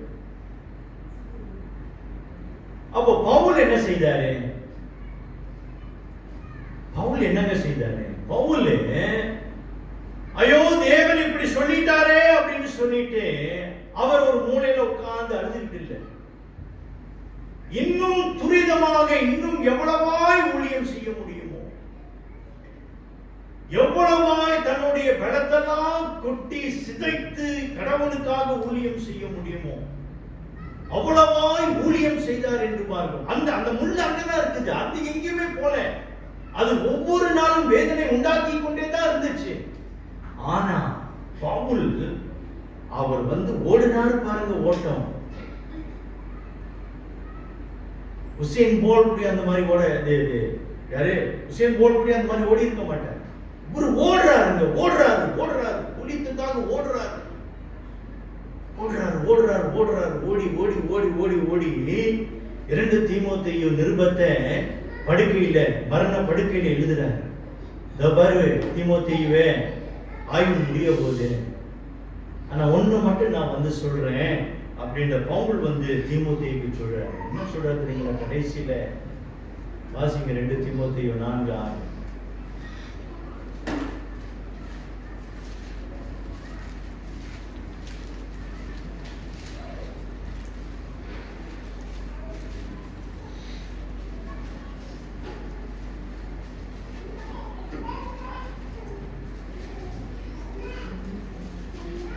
வாசிங்க 6-7 வாசிங்க. 2 தீமோத்தேயு 4:6-7. ஏனென்றால் நான் இப்பொழுதே பானப்படியாக வார்க்கப்பட்டு போகிறேன். நான் சாக போறப்பா அப்படின்னு சொல்றாரு பவுல். நான் தேகத்தை விட்டு பிரியும் காலம் வந்தது. நான் தேகத்தை விட்டு பிரியும் காலம் வந்தது அப்படி சொல்றாரு. அவருக்கு நல்லாவே தெரிஞ்சு போச்சு மரணம் எப்போ வரும்னு. நம்ம யோசிச்சிருக்கோமா அப்படி இப்படின்னு ஒண்ணு வந்துச்சுன்னா நம்ம எப்படி இருப்போம்? இல்ல ரொம்ப தைரியமா சொல்றாரு நான் போறேன் அப்படின்னு. சரி, அடுத்தது நல்ல போராட்டத்தை போராடினேன், ஓட்டத்தை முடித்தேன், விசுவாசத்தை காத்துக்கொண்டேன்னு சொல்றாரு. பாத்தீங்களா பிரியமானவர்களே, பவுலுடைய வாழ்க்கையில அவர் அந்த முள்ளு தன்னுடைய சரீரத்தில் இருந்தது. ஆனா அவருடைய நோக்கம் எல்லாம் எங்க தெரியுங்களா? இந்த பரம எருசலேம், புதிய வானம் புதிய பூமியில. அதுதான் என்னுடைய இலக்கு. அங்கதான் நான் இருக்க போகிறேன். நோய் இல்லை, முள் இல்லை, கவலை இல்லை, கண்ணீர் இல்லை, வேதனை இல்லை, இடுப்பு வலி இல்லை, கால் வலி இல்லை, கை வலி இல்லை, எல்லாம் ஒண்ணுமே இல்லை. அங்கே நான் இருக்க போகிறேன். அதற்காக இந்த பூலோகத்திலே நான் இயேசுவுக்காக எவ்வளவு ஓட முடியுமோ அவ்வளவாய் நான் ஓடுவேன் அப்படின்னு அவர் சொல்லி அந்த ஓட்டத்தை எப்படியா சொல்றாரு பாரு. நல்ல போராட்டத்தை போராடினேன். ஒவ்வொரு நாளும் அவருக்கு போராட்டம். ஆனா அந்த போராட்டத்தை அவர் போராடினார். ஊழியத்திலையும் சரி, அவருடைய வாழ்க்கையிலையும் சரி, ஓட்டத்தை முடித்தேன் அப்படின்னு சொல்றாரு. அந்த லைன் வந்துட்டார், பினிஷிங் லைன் வந்துட்டார். அடுத்ததாக நான் விசுவாசத்தை காத்துக்கொண்டேன். என்னுடைய கடவுள் கர்த்தராகிய இயேசு கிறிஸ்து தான். அவர் என்னை ரட்சித்தார். அவர் தான் என்னுடைய ரட்சகர். இனி நான் அவரோடு கூட இருக்க போகிறேன். பிரியமானவர்களே, இன்றைக்கு if there is a finishing line, இன்னைக்கு நம்முடைய வாழ்க்கையில இந்த கடைசி கோடு, பந்தயத்தின் கடைசி கோடு நமக்கு இருக்கும். ஆனால் நமக்கு தெரிய வந்தால் இன்றைக்கு பவுலை போல நாம் சொல்ல முடியுமா? என் விசுவாசத்தை நான் காத்துக்கொண்டே இருந்தேன். Can we boldly say, can we confidently say, I have kept my faith? விசுவாசத்தை காத்துக்கொண்டேன் என்று சொல்ல முடியுமா? பரலோகத்தை நோக்கி பார்க்கிறவன் மாத்திரம்தான் இந்த வார்த்தையை சொல்ல முடியும். இறுதியாக நம்ம பார்க்கிறோம், இந்த புதிய வானம் புதிய பூமியை நோக்கி பார்க்கிற நமக்கு கர்த்தராகிய இயேசு கிறிஸ்துவுக்குள் புது வாழ்வு உண்டு என்று நாம் பிரசங்கிக்க, அதை நம்மை ஊக்குவிக்க வேண்டும். ஏனென்றால் கர்த்தராகிய இயேசு இல்லாம இந்த நித்தியமான வாழ்க்கைக்குள்ள நம்ம கடந்து போக முடியாது. அப்ப இன்றைக்கு கர்த்தராகிய இயேசு கிறிஸ்துவை நான் அறிந்து கொண்டிருக்கிறேன். இன்றைக்கு இந்த அழிந்து போகிற ஆத்துமாக்களுக்கு இன்றைக்கு நாம் என்ன செய்கிறோம்? அழிந்து போகிற ஆத்மாவிற்கு இன்றைக்கு சுவிசேஷத்தை நாம் கொண்டு போகிறவர்களாய் காணப்படுகிறோமா? இந்த இயேசுவை குறித்து நாம் பேசுகிறோமா? பிரியமானவர்களே, கர்த்தராகிய இயேசு கிறிஸ்துவின் இந்த கல்வாரி சிலுவையின் அன்பை குறித்து நாம் பேசுகிறோமா?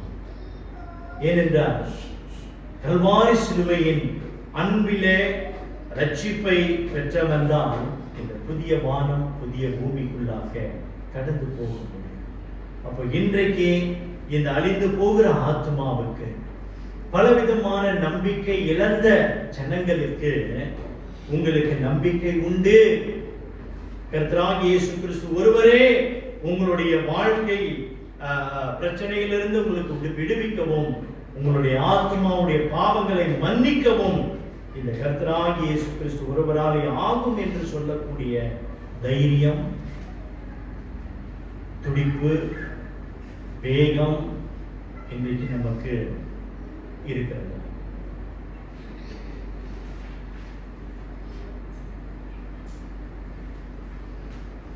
நாம் ஒவ்வொரு வாரம் தேவனை சரியாக முறையாக ஆராதித்து வந்தால் பத்தாது. நம்ம எல்லாரும் மேல விழுந்த கடமை இந்த சுவிசேஷத்தை கொண்டு போகும். நமக்கு தேவன் வேலைகளை கொடுத்திருக்கிறாரு. பள்ளிக்கூடங்கள்ல பிள்ளைகள் படிக்கிறீங்க, வேலை இடத்துல வேலை செய்றீங்க. பிரியமானவர்களே, இந்த இயேசுவை குறித்து நீங்க பேசுறீங்களா? Do you share the love of Jesus Christ? நம்ம எல்லாரும் சிந்திக்க வேண்டிய ஒரு நேரம். The finishing line is almost there. இன்றைக்கு பரலோகத்திலே இந்த இறுதி நியாய தீர்ப்பு, பிரியமானவர்களே, நீங்க நல்ல ஞாபகத்தில் வைத்துக் கொள்ளணும். இந்த இறுதி நியாய தீர்ப்பிலே வசனத்துல நம்ம வந்து பார்க்கிறோம், அவிசுவாசிகளுக்கு அநேகர் வந்து சாட்சிகளாக இருப்பார். கர்த்தராகிய இயேசு கிறிஸ்து நியாயம் தீர்க்கும் போது இந்த அவருக்கு முன்னதாக இருக்கிற ஜனங்கள் வந்து என்ன ஆண்டவரை பார்த்து சொல்லுவார்கள் என்றால், எனக்கு யாருமே சுவிசேஷத்தை சொல்லலையே அப்படின்னு. அப்ப ஆண்டவர் என்ன தெரியுமா செய்வாரா? இல்லையே, இப்ப சொன்னாரு, ஜேம்ஸ் ராஜா சொன்னாரு, விஜயலா சொன்னாங்களே உன்கிட்ட, நீ வேலை இடத்துல இருக்கும்போது ராமநாதன் சொன்னாரு இயேசு பத்தி, will your name be mentioned? உங்களுடைய பெயர் சொல்லப்படுவாங்க. Oh, do you just keep quiet? பிரியமானவர்களே, இவ்வளவு பெரிய சாக்கியத்தை தேவன் நமக்கு கொடுத்திருக்கிறார். How can we just keep quiet? எப்படிங்க நம்ம அப்படியே பேசாம இருக்கிறது?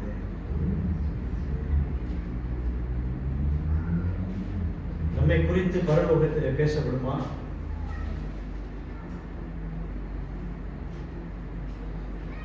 புதிய வானம் புதிய பூமியை நோக்கி இருக்கிற நமக்கு 3 காரியத்தை மறந்துடாது. முதலாவது, புதிய இந்த கிறிஸ்துவுக்குள் புதிய ஜீவனை பெற்ற நாம்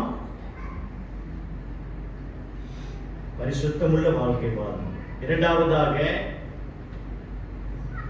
புதிய வானம் புதிய பூமியை நோக்கி இருக்கிற நாம் அந்த பரலோகத்தை நோக்கியே நம்முடைய வாழ்க்கை இருக்கணும். வேதனைகள் எல்லாம் இருக்கலாம், அதையே நோக்கி நாம் வாழணும். மூன்றாவதாக, இந்த புதிய வாழ்வை தருகிற கர்த்தராகிய இயேசு கிறிஸ்துவை குறித்து இன்றைக்கு நீங்களும் நானும் பேசணும்.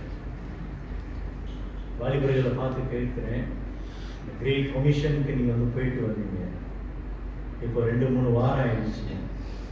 ஒரு ஆளுக்கிட்டையாவது ஷேர் பண்ணுங்க. Do you share Christ love? அவங்க மாத்திரம் அல்ல, நம்ம எல்லாரும் do we share Christ love? ஜெபம் செய்யுங்க. நல்ல ஆண்டவரே, இந்த நாளுக்காக ஸ்தோத்திரிக்கிறோம். புதிய வானத்தை புதிய பூமியை நோக்கி இருக்கிற நாங்கள் தேவனே, இன்றைக்கு உடைய சுவிசேஷத்தை துரிதமாய் கொண்டு போக எனக்கு உதவி செய்யுங்க. பரலோகத்தை நோக்கி பார்க்கிற வாழ்க்கை வாழ எங்களுக்கு உதவி செய்யுங்க. ஆண்டவரே, கிறிஸ்து இயேசுவுக்குள் நீ தந்த இந்த புதிய ஜீவனுக்கு ஏற்ற வாழ்க்கை, பரிசுத்தமுள்ள வாழ்க்கை வாழ எங்களுக்கு உதவி தாருங்க. தேவனே, எங்களை தாழ்த்தி உடைய கரத்தில் எடுத்துக் கொடுக்கிறோம். பலவிதமான பலவீனங்கள் எங்களை சூழ்ந்து கொண்டிருந்தாலும் நீர் அழைத்த அழைப்பை நாங்கள் மறவாமல் தேவனே பரலோகத்தை நோக்கி பார்க்க எங்களுக்கு உதவி செய்யும். இந்த கல்வாரி சிலுவையின் அன்பை தொடர்ந்து எங்களுடைய வாழ்க்கையில காணப்பட எங்களுக்கு உதவி தாரும். இயேசு நாமத்தில் ஜெபிக்கிறோம். பரிசுத்த பந்திக்கு நாம் ஆயத்தமாக்குவோம்.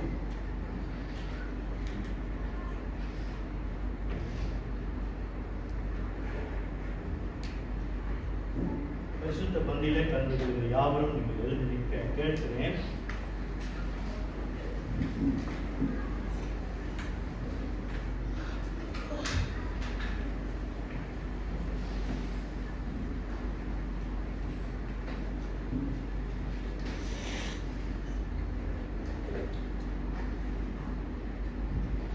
பிரியமானவர்களே, நாம் எல்லாரும் கண்களை மூடி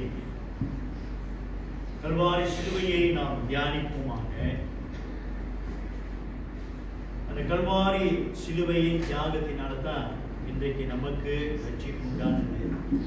ரட்சிப்பு உண்டானது மாத்திரமல்ல, நம்மை ரட்சித்த இரட்சகர் இயேசு கிறிஸ்துவோடு கூட நித்தியமாய் புதிய வானம் புதிய பூமியில நாம் வாழப்போம். இவ்வளவு பெரிய பாக்கியத்தை தேவன் நமக்கு கொடுத்திருக்கு. இன்றைக்கு நாம் வாழ்கிற வாழ்க்கை எவ்வளவு முக்கியமானது சற்றே யோசித்து பார்ப்போம். இன்றைக்கு மெய்யாகவே தேவனுடைய வசனம் சொல்கிற பிரகாரமாக ஒரு பரிசுத்தமுள்ள வாழ்க்கை, கரைப்படாத விலையில்லாத ஒரு வாழ்க்கையை வாழ்கின்ற மகனாக மகளாக நாம் காணப்படுகிறேன்னா, கல்வாரி சிலுவையின் தியாகங்களை நாம் வந்து நினைக்கும் போது அந்த பரலோகத்தை நோக்கி பார்க்கிறேன். நமக்காக வாசஸ்தலங்களை ஆயத்தம் பண்ணி கொண்டிருக்கிற கர்த்தராகிய இயேசு கிறிஸ்துவை அவரோடு கூட நித்தியமாய் வாழ்கின்ற அந்த வாழ்க்கையை விரும்பிய வண்ணம் நாம் வாழ்கிறோம். பிரியமானவர்களே, இந்த சுவிசேஷத்தில் கிறிஸ்துவின் அன்பு நம்மை தேடி வந்தது. நாம் எல்லோரும் பாடுகிறோம் அல்லவா, அழகான கண்கள் என்னை கண்டது. அந்த அழகான கண்கள் மற்றவர்களை பார்க்கும்படிக்கு நம்முடைய பங்கு. கல்வாரி சிலுவையை நாம் சிந்தித்து பார்க்கிறோம். கல்வாரி சிலுவை இல்லாவிடில் இன்றைக்கு நாம் எல்லாரும் பாவத்திலே மரித்து தேவனுடைய கோபாக்கினைக்கு ஆளாகுகிறவர்களாயிருக்கிறோம். ஆனால் தேவன் நம்மை மீட்டு நமக்கு பாவ மன்னிப்பை அருளி அந்த சிலுவைக்கு மாத்திரமுள்ளவர்களாய் இன்னைக்கு நாம் வாழ்கிறோமா? ஒரு கணம் நாம் சிந்தித்து பார்ப்போம். மீண்டுமாக தேவன் நமக்கு ஞாபகப்படுத்துகிற இந்த பரிசுத்த பந்திக்கு நம் ஆண்டவருக்கு நன்றி செலுத்துவோம். ஆண்டவரே, என்னுடைய வாழ்க்கையை நான் ஆராய்ந்து பார்க்கும்படிக்கு இந்த ஒரு தருணத்தை மீண்டுமாய் எனக்கு தந்தீரே, நன்றி செலுத்துகிறேன் என்று சொல்வோம். நமக்காக நாம் செபிப்போம்.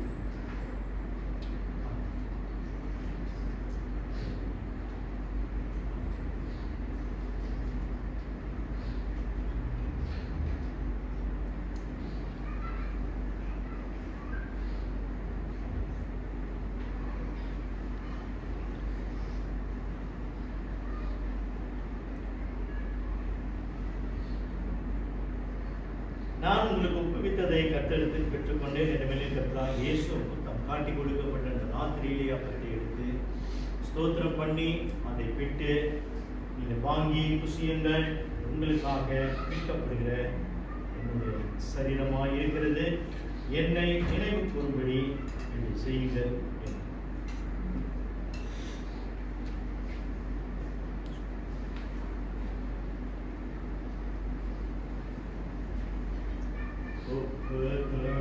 தீரையா உம்மையே எனக்காக உலகின் இரட்சகரே, உன்னத பலியாக ஒப்பு கொடுத்தீரையா உம்மையே எனக்காக உலகின் இரட்சகரே, உன்னத பலியாக சுத்திகரித்தீரே, சொந்த ஜனமாக சுத்திகரித்தீரே,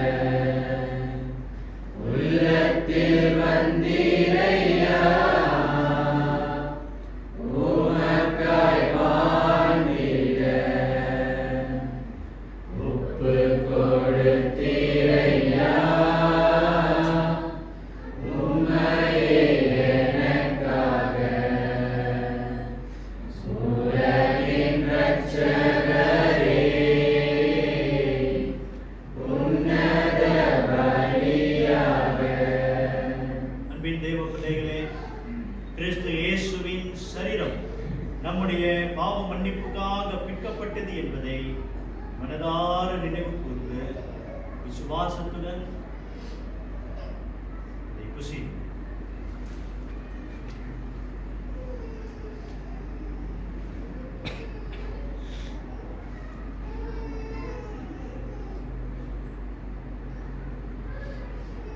அவர் அந்தபடியே பாத்திரத்தையும் எடுத்து, இந்த பாத்திரம் என் ரத்தத்தினாலாகிய புதிய உடன்படிக்கையாக இருக்கிறது, இதை பானம் பண்ணும் போதெல்லாம் என்னை நினைவு கூறும்படி இதை செய்யுங்கள் என்றார்.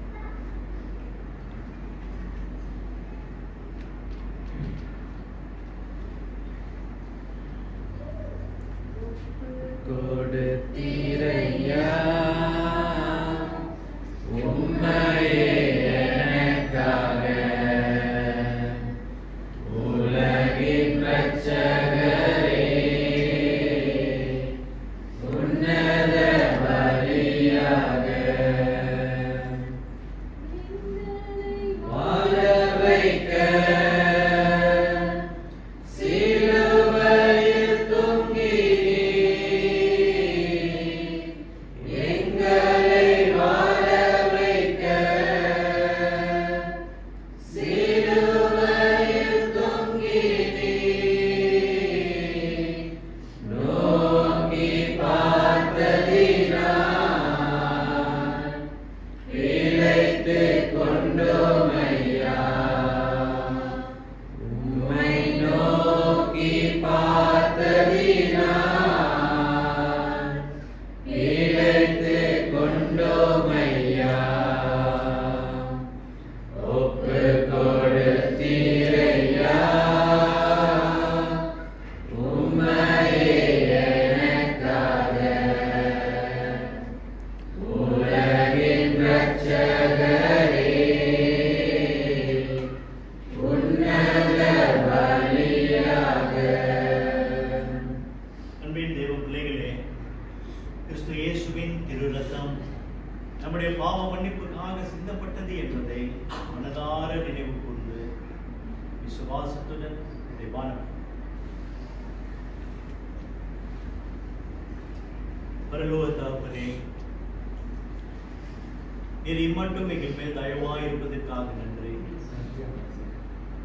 தேவனே, எங்களுடைய வாழ்க்கையை நாங்கள் சீர்தூக்கி பார்க்க நீர் ஏற்படுத்திய இந்த பரிசுத்த பந்திக்காக நாங்கள் நன்றி செலுத்துகிறோம்.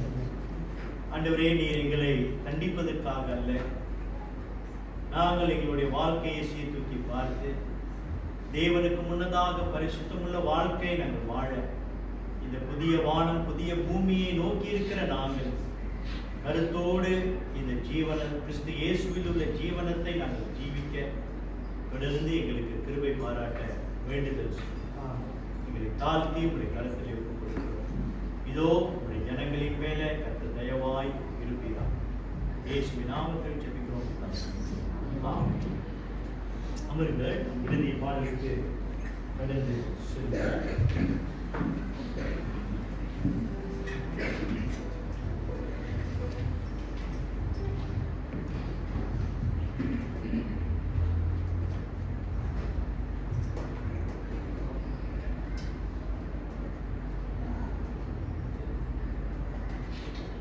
இறுதி பாடலுக்கு நாம் கடந்து செல்வோம். சபையார் யாவரும் எழுந்து நின்று இந்த பாடலை பரம எருசலேமே பரலோகம் விட்டிருங்கள்.